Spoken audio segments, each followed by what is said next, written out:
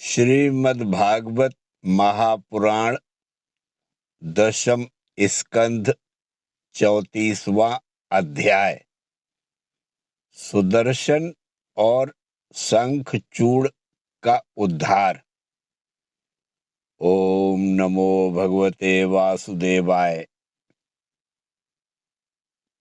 श्री सुखदेव जी कहते हैं, परीक्षित, एक बार नंद बाबा आदि गोपों ने शिवरात्रि के अवसर पर बड़ी उत्सुकता, कौतूहल और आनंद से भरकर बैलों से जुती हुई गाड़ियों पर सवार होकर अंबिका वन की यात्रा की। राजन, वहां उन लोगों ने सरस्वती नदी में स्नान किया और सर्वांतर्यामी पशुपति भगवान शंकर जी का तथा भगवती अंबिका जी का बड़ी भक्ति से अनेक प्रकार की सामग्रियों से पूजन किया। वहां उन्होंने आदर पूर्वक गौएं, सोना, वस्त्र, मधु और मधुर अन्न ब्राह्मणों को दिए तथा उनको खिलाया पिलाया।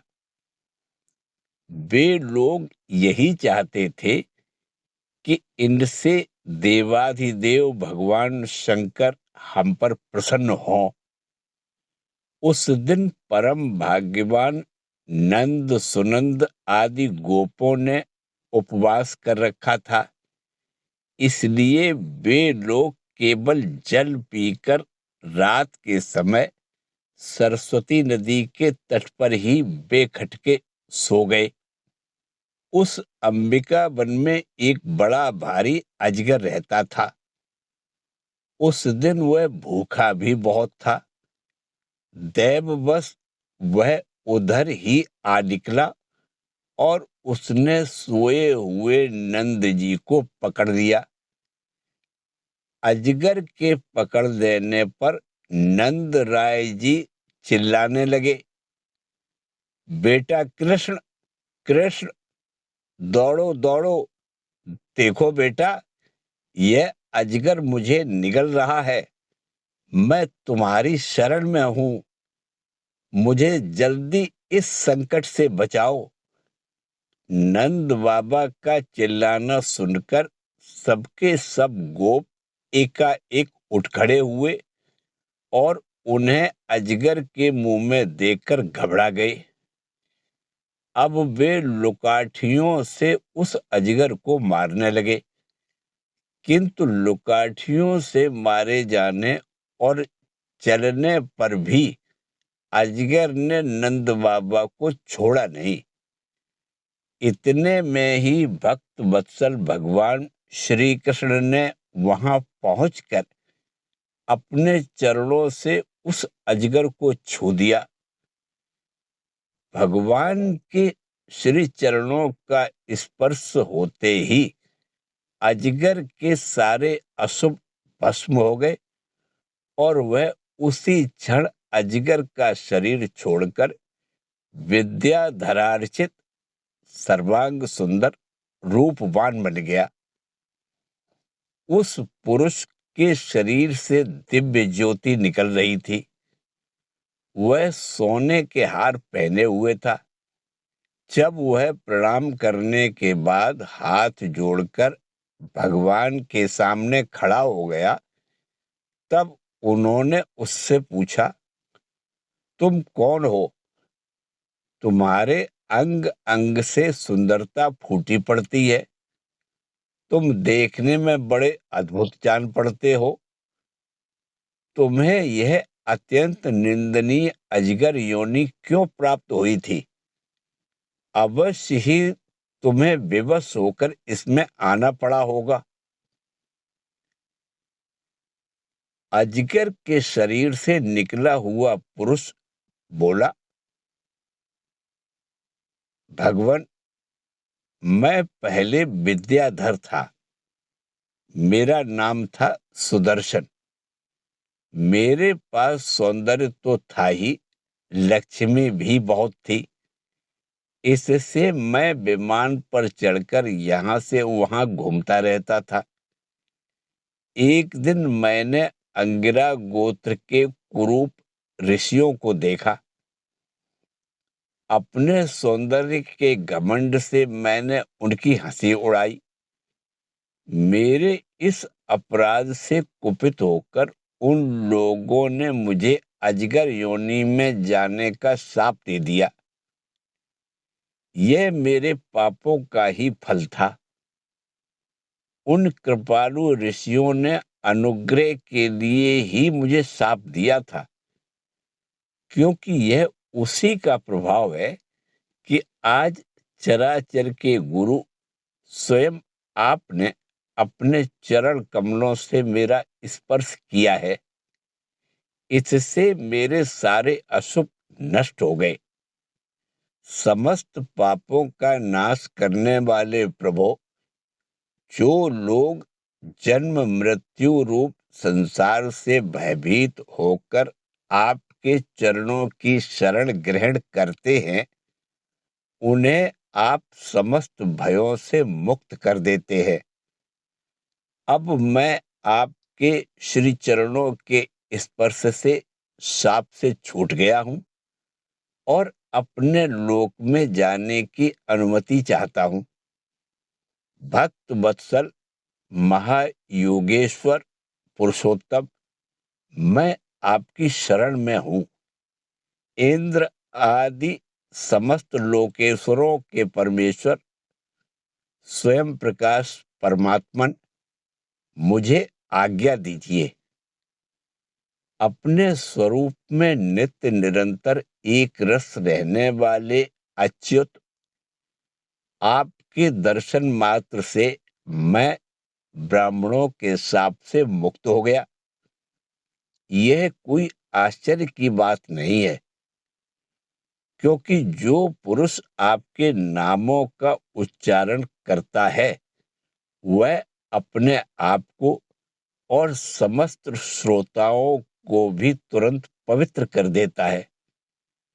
फिर मुझे तो आपने स्वयं अपने चरण कमलों से स्पर्श किया है, तब भला मेरी मुक्ति में क्या संदेह हो सकता है।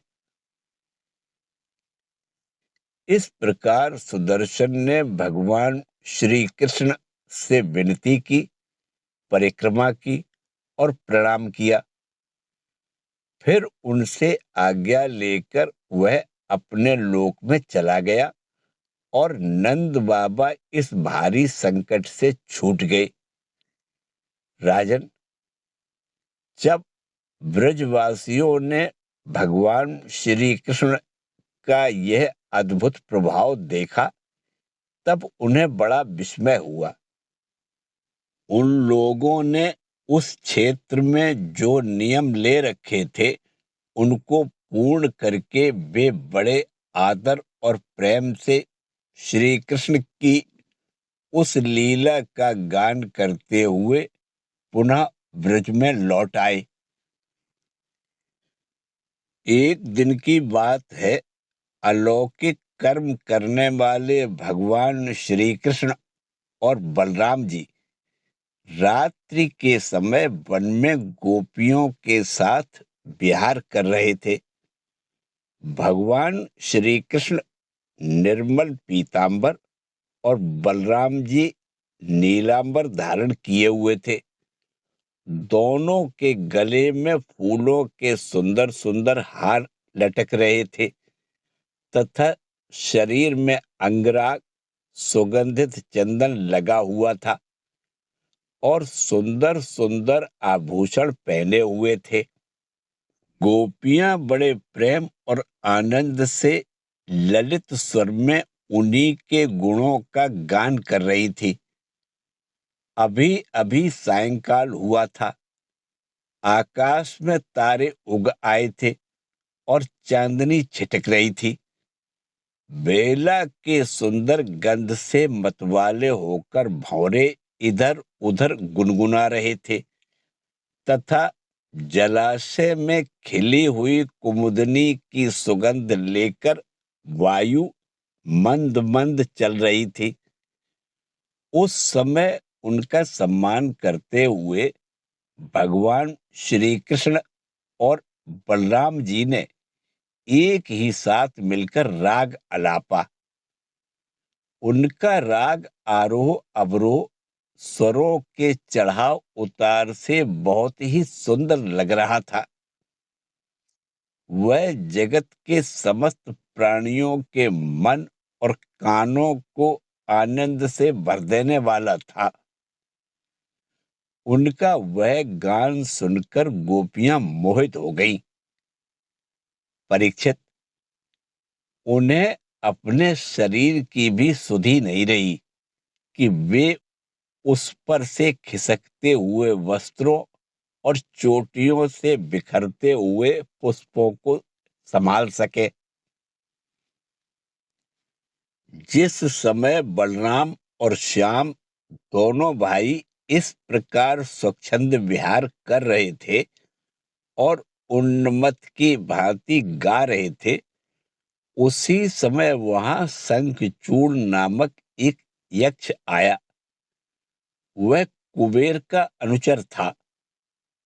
परीक्षित, दोनों भाइयों के देखते देखते वह उन गोपियों को लेकर बेखटके उत्तर की ओर भाग चला, जिनके एकमात्र स्वामी भगवान श्री कृष्ण ही हैं।